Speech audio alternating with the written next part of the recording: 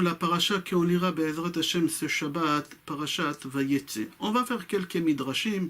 Au début de la paracha, on voit qu'Yaakov Avinu il quitte Eretz Israël, il quitte Be'er Sheva, et il va vers Haran. Et il arrive presque à Haran, et il s'est rendu compte qu'il a passé devant Har Moria, il ne s'est pas arrêté. Et il a dit, c'est pas possible de ne pas s'arrêter à Har Moria et faire là-bas une prière, puisque mon grand-père Abraham, il a pris mon père Yitzhak, il l'a sacrifié. Et il a décidé de retourner à Har Moria pour prier et en même temps pour vérifier quelque chose. Et Akadosh Baruch Hu dit qu'il va lui avancer le mont Moria vers lui. Comme ça, Yitzhak, il n'a pas besoin de marcher autant de temps pour rattraper le mont Moria. Et Hachem, il lui a fait Kfitzat Aderer. Il arrive au mont Moria et il fait des sacrifices. Quand il finit de faire les sacrifices, il veut prendre la route et Hachem, il dit, c'est pas possible qu'un tzaddik comme ça, il dort chez moi, il traverse chez moi, il passe pas la nuit ici.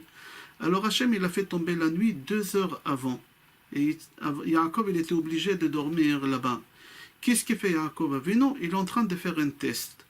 Yaakov Avinu dit, normalement les 12 tribus devaient venir d'Adam Arishon, comme c'est marqué.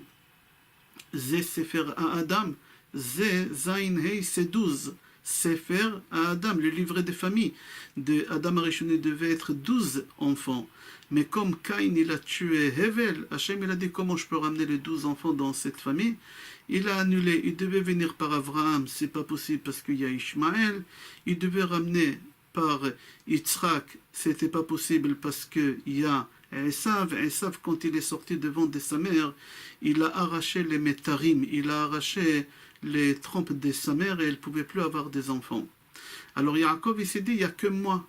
Alors qu'est-ce qu'il fait? Il prend 12 pierres, d'après Pirkei de Rabbi Eliezer, il prend 12 pierres et il met autour de sa tête. Il dit, c'est un test, si les 12 pierres ils deviennent une seule pierre, c'est-à-dire que c'est de moi qui vont sortir les 12 tribus. Pourquoi? Parce qu'il y a l'union chez moi.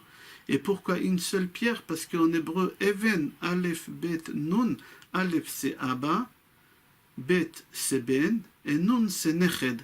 Que dans cet endroit-là, Har Moria, il y a le père qui a passé le fils et le petit-fils. Et en fin de compte, le lendemain, ils se rendent compte que quoi? Que les 12 pierres, ils sont devenus une seule pierre, et il a compris que les 12 tribus, ils vont sortir de lui.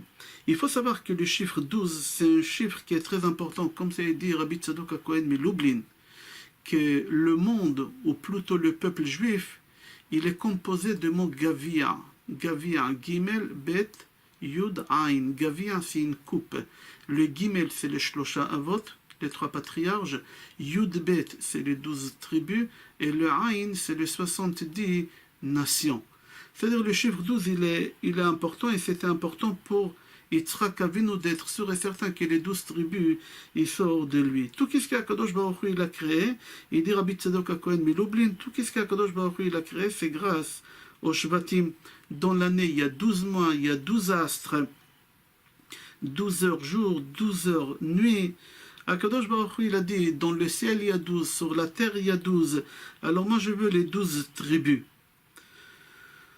Et mis à part ça, il continue, Rabbi Tzadok HaKohen Milublin, il dit, il y a les 12 pierres de Choshen, il y a les 12 korbanot que les Nessim y ramènent. Le dernier jour de la vie de Moshe Rabbeinu, le 7 Adar, c'était Shabbat, il a écrit 13 Sefer Torah, 12 il a distribué pour les 12 tribus.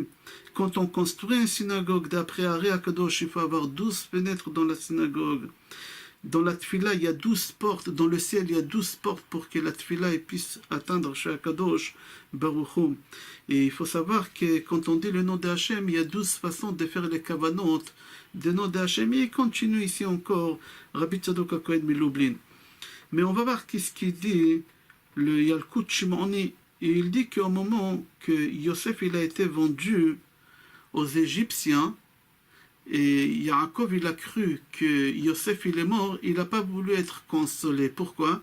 Parce que Yaakov il a dit, j'ai tellement travaillé pour les 12 tribus, jusqu'à ce que j'ai réussi à les ramener, et maintenant c'est en train de s'exploser entre mes mains. Alors il était malade pendant tous ces 22 ans-là, hein, qu'on a développé dans le cours d'avant. C'est quoi ce chiffre 22 et pourquoi Rabbi Yehuda Anassi il était en contact avec Onkelos, c'est-à-dire tous les schémas qu'on voit qui descendent d'Esav. On a expliqué ça, Rabbi Akiva aussi, que c'est les lettres Yaakov, que Rabbi Akiva il a récupéré la lettre Yud de Asui, Esav, et le Aleph de Abir, Yaakov, tu enlèves le Aleph, ça te fait Rabbi, Abir, tu enlèves le Aleph, ça fait Rabbi, et tu mets le Aleph chez Yaakov, ça fait Akiva, Rabbi, Akiva.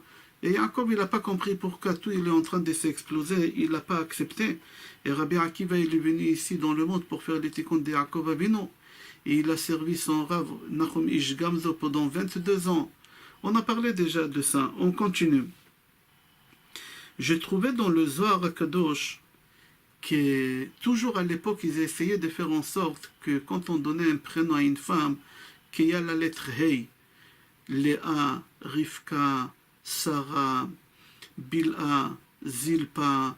Pourquoi? Pour avoir des enfants. Une femme qui a la lettre Hey, elle a ses enfants. Une femme qui n'a pas la lettre Hey, elle aura des problèmes pour avoir des enfants comme Rachel. Rachel, elle ne pouvait pas avoir des enfants. Alors, parce que Rachel, elle n'avait pas la lettre Hey.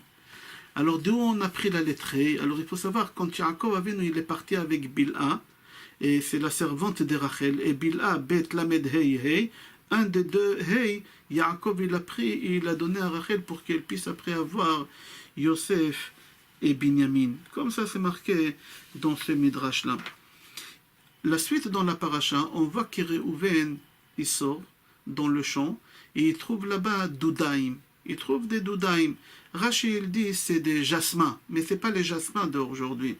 Il trouve des jasmins et la femme qui elle mange des jasmins le jour de son mikvé, elle tombe enceinte, même si elle est stérile, elle tombe enceinte. Comme ça, c'était courant, comme ça Rashi l'explique. Alors Rachel, elle voit Réhouven arriver avec des doudaïm et elle dit à Réhouven, donne-moi, parce qu'elle était stérile Rachel. Et là, il y a Léa, sa sort qui elle sort, et lui dit, Me'at kartech et ishi, ça suffit pas déjà que tu as pris mon mari, tu veux encore les doudaïm. En fin de compte, c'est Léa qui elle mange les doudaïm et Rachel, et Léa, elle tombe enceinte. Et on va expliquer tout à l'heure quel rapport doudaïm, qui est né de cette union-là, de cette nuit-là après le doudaïm. Ibn Ezra dit que les doudaïm c'est une fleur, une plante, qu'elle a la forme d'un homme. Il a la tête, les mains. Et il dit à Ibn Ezra, je ne sais pas pourquoi ça sert à tomber enceinte. Pourquoi, quel rapport tomber enceinte, je n'ai pas compris. Le Ramban, Nachmani, dit que il ne faut pas croire que celui qui mange les doudaïm, il a des enfants, que c'est les doudaïm qui ramènent les enfants. Il y a une seule chose qui ramène les enfants, c'est la tfila. Il faut faire des tfilot à Kadosh Baruch Hu. Et on a vu chez Rachel, chez tous les matriarches, grâce aux tfilot, Mishum chez Kadosh Baruch Hu ta'ev les tfilatan shel tzadikim. Grâce aux tfilot, ils ont eu des enfants. Il dit le Ramban, certes, que les doudaïm, ils ont la forme de corps d'un homme. Mais jamais j'ai vu dans un livre, il dit, Velo raïti besifrei harefuot, shomrim sheprise mo'il leiladim. J'ai pas vu dans les livres de médecine de l'époque que ce fruit-là, il fait en sorte que la femme, elle tombe enceinte. Comme ça, il dit le Ramban. Rav Shlomo HaKohen de Vilna, il écrit dans son livre un témoignage. Il dit, moi j'ai vu des vrais doudaïm, que la Torah parle, qu'ils ont la forme de corps d'un homme. Et c'est une des merveilles qu'Akadosh Baruch Hu, il a ramené au monde. Et la date que j'ai trouvé ça, il dit Or le Yom Hei, Yutret Bishvat, Tafresh Nun Dalet. C'est-à-dire à peu près il y a 125 ans, il témoigne qu'il a vu ça. Dans le livre Tzror Amor, il ramène quelque chose qui est très étonnant. Que quand Reuven il a trouvé les doudaïm, Léa elle a mangé, et Léa elle est tombée enceinte. Et qui est venu au monde? Issachar. Et comment c'est marqué chez Issachar? Issachar Chamor Garem. C'est-à-dire quoi? Issachar, Chamor, Lan, Garem, il a causé. Issachar, Lan a causé. Il faut comprendre c'est quoi Issachar, Chamor, Garem. Alors c'est marqué dans le livre Tzror Amor qu'il faut que tu saches que le doudaïm, c'est lui qui arrache l'arbre des doudaïm, il meurt sur le champ. Et le jour que Réhouven il a trouvé les doudaïm, qu'est-ce qui s'est passé là-bas en réalité? Réhouven il devait faire une course. Comme il est arrivé à la destination, il a attaché son âne autour de cet arbre-là, doudaïm. Mais il ne savait pas, Réhouven, que c'est les doudaïm. Et Réhouven, il va faire sa course. Et quand il revient, il voit que l'arbre, il a été arraché parce que l'âne, il a bougé, il a arraché l'arbre. Et l'âne, il est mort. Et il a compris que c'était les doudaïm. Alors qu'est-ce qu'il fait Réhouven? Il ramène les doudaïm à la maison. Comme on a expliqué tout à l'heure, Léa, elle tombe enceinte. Alors on dit, Issachar est venu au monde. Qu'est-ce qui l'a causé qu'Issachar vient au monde? Chamor Garem. C'est le Chamor, c'est l'âne qui l'a causé qu'Issachar il vient au monde. Comme ça c'est marqué dans Tzror Amor. On a dit que Rivka, quand elle a eu les jumeaux, Esav et Yaakov, alors Rivka, elle envoyait des courriers à son frère Lavan en lui disant que lui aussi il a eu des jumelles, pas en même temps, bien après il a eu des jumelles, bien après, il a eu les jumelles Rachel et Léa. Alors Rivka lui disait à son frère Lavan, Agadol la Gdola, et Akatan la Ktana, le grand pour la grande et la petite pour la et le petit pour la petite. Comme ça c'était prévu.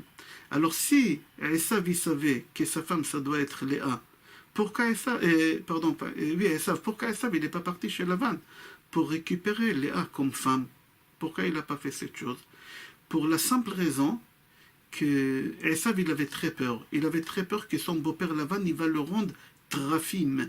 C'est quoi Trafim? Trafim c'est une idolâtrie. C'est une idolâtrie qu'il fabriquait Lavan lui-même, on va expliquer comment, et il lui mettait dans la bouche de cette idolâtrie un tassa misav, une tasse en or, et il lui faisait parler cette personne et il avait des secrets. C'est une idolâtrie qui faisait un genre de sorcellerie. Mais comment il fabriquait cette chose? Alors il fallait prendre quelqu'un qui est premier-né, fils de premier-né et roux.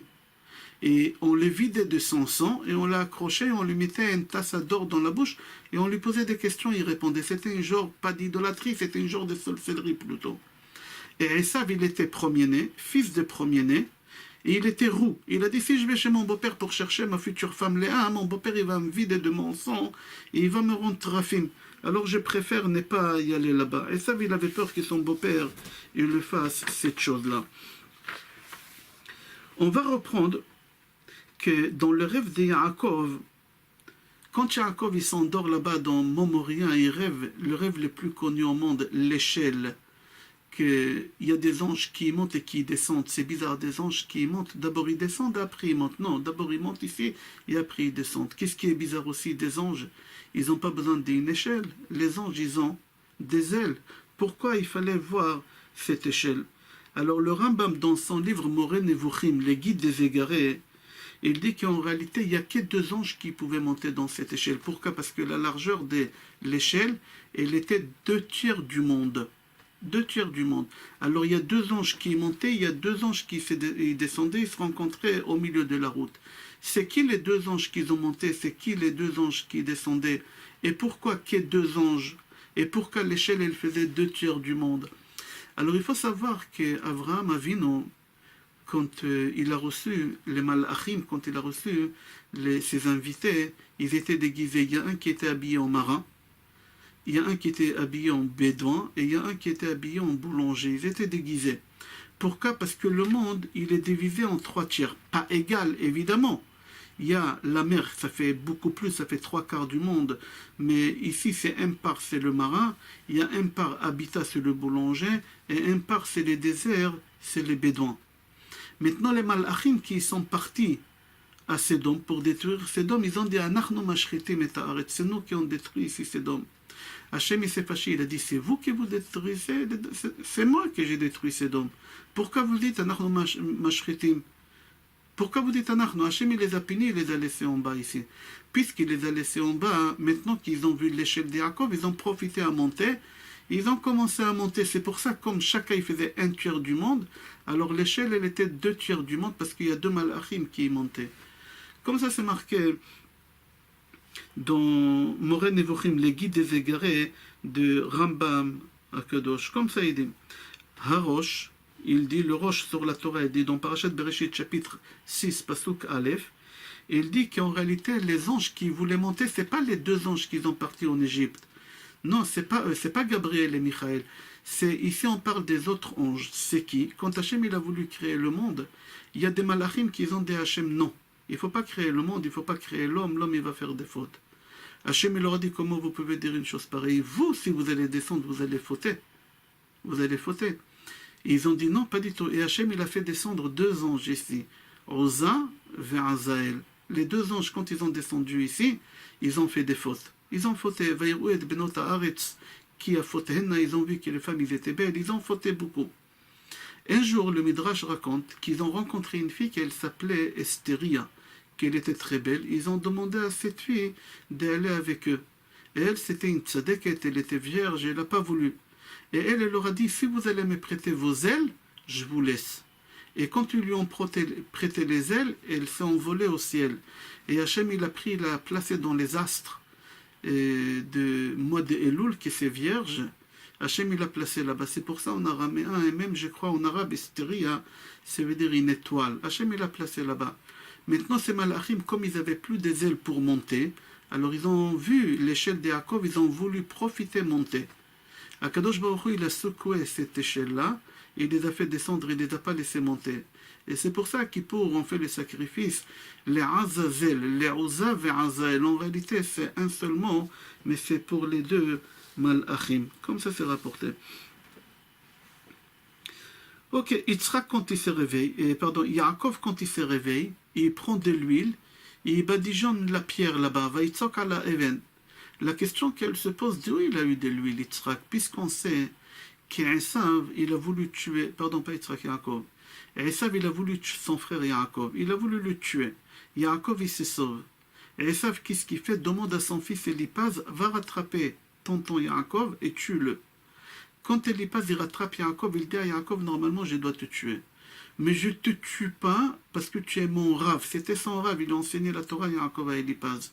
Mais d'un autre côté, mon père, il me demande de te tuer. Je dois faire Kiboudorim, parce qu'Esav, il faisait très attention au Kiboudorim. Et il a transmis ça à son fils Elipaz. Alors, qu'est-ce que tu me conseilles de faire, Elipaz demande à Yaakov. Yaakov, il lui dit, écoute-moi. Un pauvre, il est considéré comme un aveu. Et un pauvre, il est considéré comme un mort. Alors, prends tous mes biens, et comme ça, je vais être considéré comme un mort, et c'est comme si tu m'as tué. Et Elipaz, il lui prend tout. Alors si Elipaz, il lui a tout pris d'où, Yaakov, il avait de l'huile. Le Midrash dit, même il lui a pris les habits, Yaakov, il était nu. Alors d'où il a eu l'huile, d'où il a eu les habits pour continuer après la route à Haran.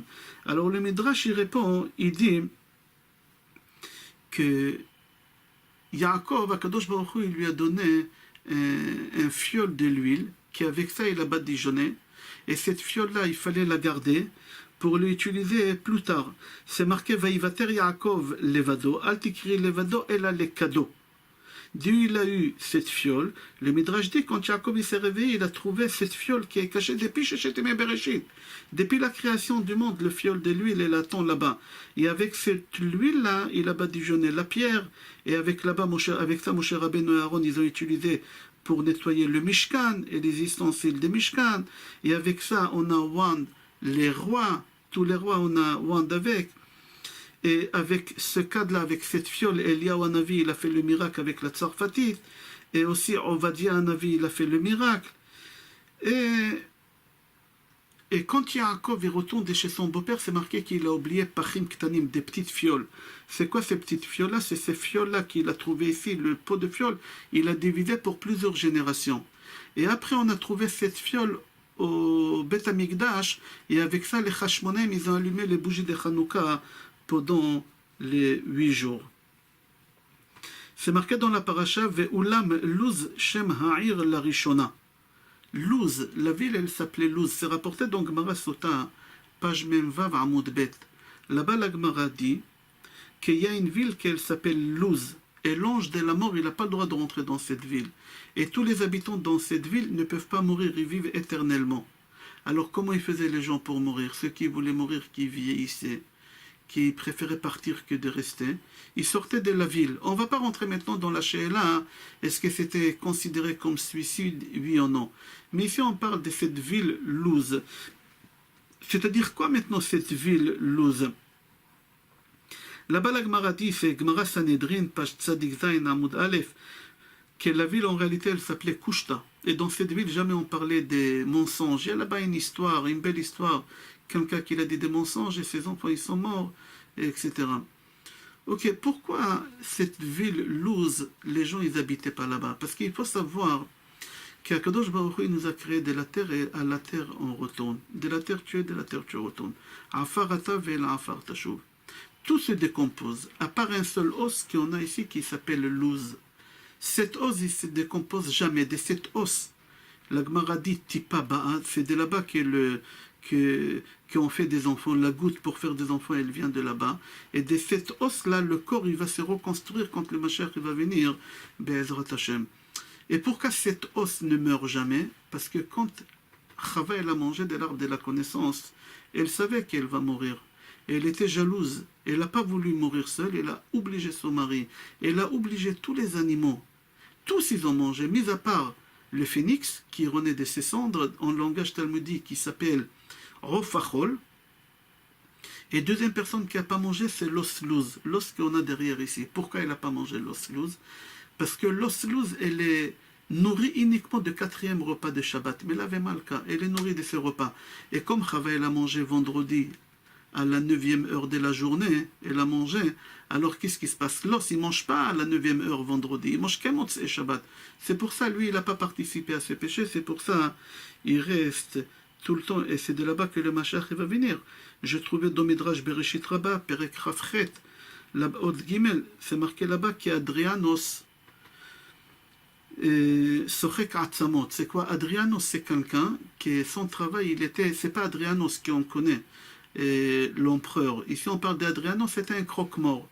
Il est parti voir Rabbi Yoshua ben Hanania. Il a dit à Rabbi Yoshua ben Hanania, comment votre Dieu, comme ça il dit, comment votre Dieu il va ressusciter le mort? Vous croyez à la résurrection? Moi j'enterre des morts tout le temps et je vois que les morts ils deviennent de la terre, il ne reste plus rien. Alors il a dit à Rabbi Yoshua ben Hanania, il y a un os ici, qu'elle reste, qu'elle vérifie, tu vas trouver. Il a trouvé l'os. Il l'a ramené chez Rabbi Yoshua ben Hanania. Rabbi Yoshua ben Hanania, il lui a dit, je vais te prouver. La Gemara dit qu'ils ont pris cet os, ils l'ont mixé. Avec un pilon, évidemment, ils ont mixé, rien, l'os, elle est restée. Ils ont pris, ils l'ont mis dans de l'eau pendant 1 an. Normalement, l'os, elle doit devenir comme du beurre, rien du tout. Ils ont pris, ils l'ont mis sur un enclume, ils ont pris un marteau de 200 kilos, ils ont frappé, la Gemara, elle dit que l'enclume, il s'est cassé en deux, mais l'os, il est resté. Ils ont mis dans de feu, il n'a pas brûlé. D'ici, il lui a prouvé que cet os ne peut jamais être éliminé. Et cette ville qu'il parle Yaakov Avinu dans la paracha, hein, Luz, c'est cette ville-là. Ok, on va parler de quelque chose, d'un midrash extraordinaire. C'est rapporté aussi dans Gemara Nedarim, Pach Chaf Amud Bet. Là-bas, c'est rapporté dans les midrash comme ça. Il y a plusieurs sortes d'enfants, Chaz Veshalom, qui viennent au monde qui ne sont pas cachers. Ils n'ont pas le niveau des bâtards, mais ils ne sont pas cachers. Il y a Halal, Ben Temura. Il y a des enfants qui ont des surnoms comme ça, mais ils ne sont pas glattes, on va dire. Il faut savoir, quand un homme il va avec sa femme, Chaz Veshalom, il pense à une autre femme, l'enfant qui viendra, ça s'appelle un enfant Ben Temura. C'est assourd. Yaakov Avinu, quand il s'est marié, en pensant que c'est Rachel, en réalité, au lit, c'était Léa. Lui, il croit qu'il est avec Rachel, en réalité, il est avec Léa. Alors l'enfant qui vient, il n'est pas tout à fait cachère. Il s'appelle Ben Temura. Alors qui vient? C'est Réhouven. Il y a un problème avec Réhouven. Viens, on va aller un peu plus loin. Yaakov, il voit que Rachel, elle n'a pas des enfants. Alors Rachel, il lui propose de prendre sa servante, Bilha. Yaakov, il accepte parce que Rachel, elle n'a pas d'enfants. Quand Léa, elle voit qu'Yaakov, il accepte, alors il a dit à Yaakov, alors prends la mienne aussi, Zilpa. Yaakov, il a dit, moi, je ne vais pas avec des femmes comme ça. Toi, tu as des enfants, Rachel, elle n'a pas. Qu'est-ce qu'il lui a fait? Léa, il lui a fait un sale quoi, Yaakov?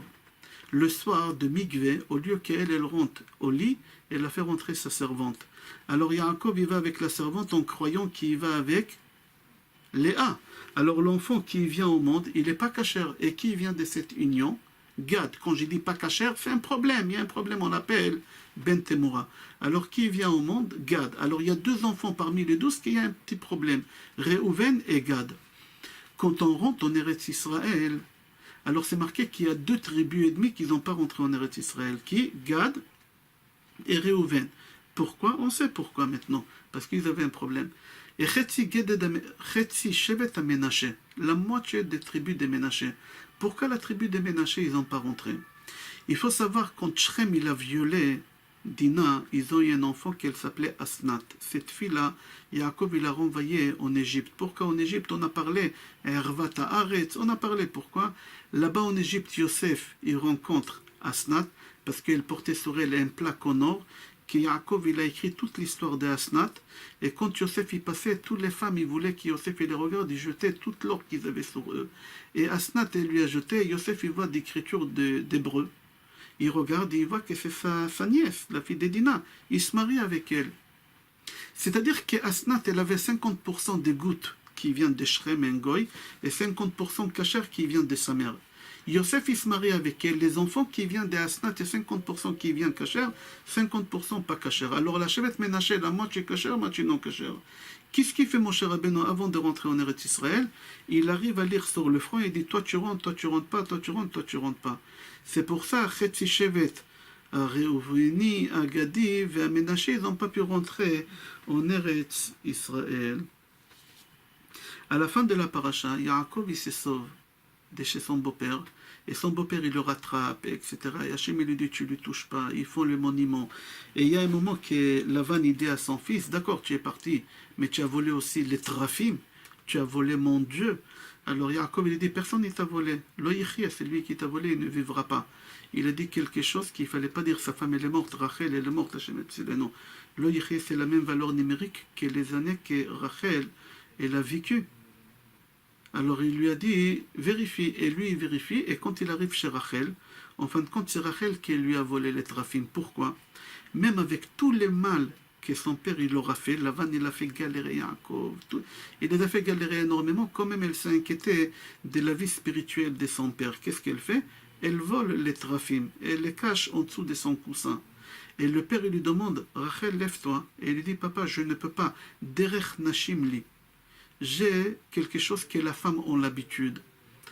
À première vue, on croit que c'est quoi? Que c'est les règles. Mais comment c'est possible que Rachel elle a pu dire à son père, papa, j'ai eu mes règles? Comment c'est possible? Elle ment à son père? On n'a pas le droit de mentir. Alors j'ai trouvé au nom de la sœur de Rav Yeshaya Pik Berlin, Zatzal. C'était une tzadeket, elle a donné une belle réponse. Elle a dit, Chaz v'shalom, de croire que Rachel elle a menti. Rachel elle n'a pas menti. Rachel elle a dit quelque chose de vrai. C'est marqué dans Sefer Shemot, chapitre 22, pasuk 17, Machashefa lo techaye. Il ne faut pas laisser vivante une sorcière. Pourquoi c'est en féminin sorcière? Rachi sur place il dit, parce que les femmes ils ont l'habitude d'aller voir des marabouts, des Madame Soleil, ils ont l'habitude d'aller voir ces gens-là. Tout le temps, les femmes, ils veulent savoir l'avenir, découvrir les choses. Ils ont cette habitude.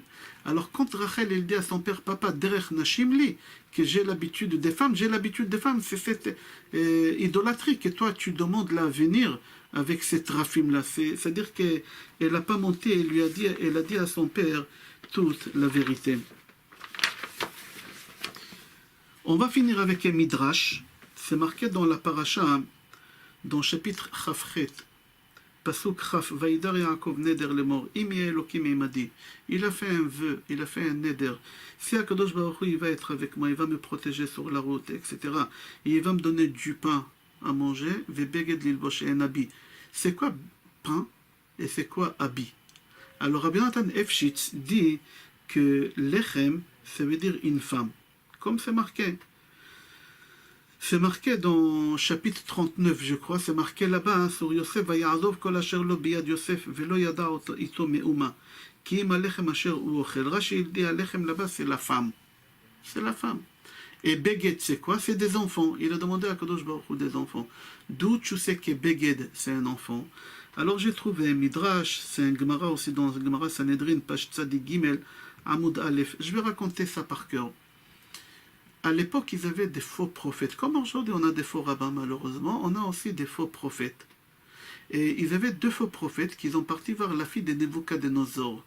Ils ont demandé à la fille de Nebuchadnezzar d'y aller avec eux, de passer la nuit avec eux. Parce que Hachem, il a dit, on est des prophètes. Et elle leur a dit, écoutez, qu'est-ce que vous me demandez? C'est bizarre, je vais demander à mon père. Et elle va voir son père Nebuchadnezzar. Nebuchadnezzar, il lui dit, je suis très étonné, je vais demander à mes copains. Moi, j'ai 3 copains qui sont des vrais prophètes parce que je les ai testés, Hanania, Mishaël et Azaria. Comment il les a testés? Il les a jetés dans la fournaise, ils ont sorti vivants. Il a dit, ça c'est des vrais prophètes. Alors il va leur demander, et eux ils disent, Hanania, Mishaël et Azaria, c'est pas possible, c'est des faux prophètes. Hachem sonné Zima, Akadosh Baruch Hu, et ces choses-là. Alors il dit à sa fille, quand ils reviennent, c'est deux là lors qui viennent me voir. Et eux, ils n'ont pas eu froid dans les yeux, ils ont parti voir Nebuchadnezzar. Ils lui ont dit oui. Alors il leur a dit comment c'est possible.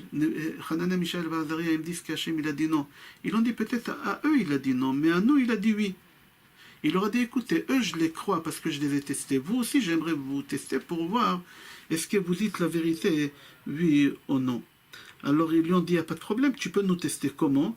Il leur a dit je vais vous jeter dans la fournaise. Là ils ont commencé à avoir peur. Ils ont dit attends, là-bas tu as jeté 3, nous on est que 2. Le feu il est plus fort que 2. Donne-nous un troisième. Et il leur a dit choisissez. Et eux, ils ont choisi le plus grand tzaddik de l'époque. Ils étaient sûrs qu'il va les protéger. Yehoshua Kohen Gadol. Yehoshua Kohen Gadol. Ils ont demandé Yehoshua Kohen Gadol. Et Nebuchadnezzar il les prend, il les jette dans la fournaise. Les deux ils meurent, mais pas tout de suite. Klaoum, c'est marqué. C'est quoi Klaoum? C'est comme tu prends des pépites ou des cacahuètes, tu les fais revenir à poil doucement, doucement, pour qu'ils bronzent. Hachem, il les a tués doucement. Mais Yoshua, Kohen Gadol, Akadosh Baruch Hu, il a protégé, mais ses habits, ils ont brûlé. Alors quand il sort, Nebuchadnezzar, il lui dit, mais tu es tzaddik, toi, je vois. Eux, ils sont morts, toi, tu es vivant. Mais comment ça se fait que quand j'ai jeté Hanania, Mishaël et Azaria, ils n'avaient pas les habits qu'ils ont brûlés? Il lui a dit, c'est normal, parce que eux, ils étaient 3 tzadikim, moi j'avais 2 Rechaim avec moi, regarde qu'est-ce qui s'est passé. Alors il leur a dit, bon d'accord, toi tu avais 2 Rechaim, Avraham Avinu, il était seul, il n'a pas brûlé Avraham Avinu quand on l'a jeté, ses habits ils n'ont pas brûlé. En fin de compte, là-bas, Yehoshua Kohen Gadol, il le ramène en bourrique. Alors la Gemara, elle pose la question, elle dit, pourquoi il le ramène en bourrique? Nous on aimerait avoir la réponse, qu'est-ce qui s'est passé ici? Qu'est-ce qui s'est passé ici? Alors la Gemara là-bas elle répond et elle dit, et aussi le Ben Ishra il ramène cette réponse et il dit au nom de Rav Papa que Yehoshua Kohen Gadol, c'est marqué sur lui Aya Lavush Bgadim Tsoim, comme ça c'est marqué dans Zacharie chapitre 9, que Yehoshua il était habillé avec des habits sales. Comment c'est possible qu'il y ait un Kohen avec des habits sales? Alors là-bas la Gemara dit non, les habits ça symbolise les enfants. Et quand on dit qu'il avait des habits sales, il avait des enfants qui ont quitté les droits chemins. Alors, puisque ces enfants ils ont quitté les droits chemins, Akadosh Baruch Hu, il lui a brûlé les habits quand Nebuchadnezzar il a jeté dans la fournaise pour lui dire tes enfants ils ont mal tourné, il faut que tu rattrapes tes enfants. Comme ça c'est marqué dans la Gemara. D'ici on apprend qu'Yaakov Avinu demande à Akadosh Baruch Hu Beged, c'est-à-dire que j'aurai des enfants sur les droits chemins pour que je puisse construire les 12 tribus. Bracha ve'atzlacha et kol tov.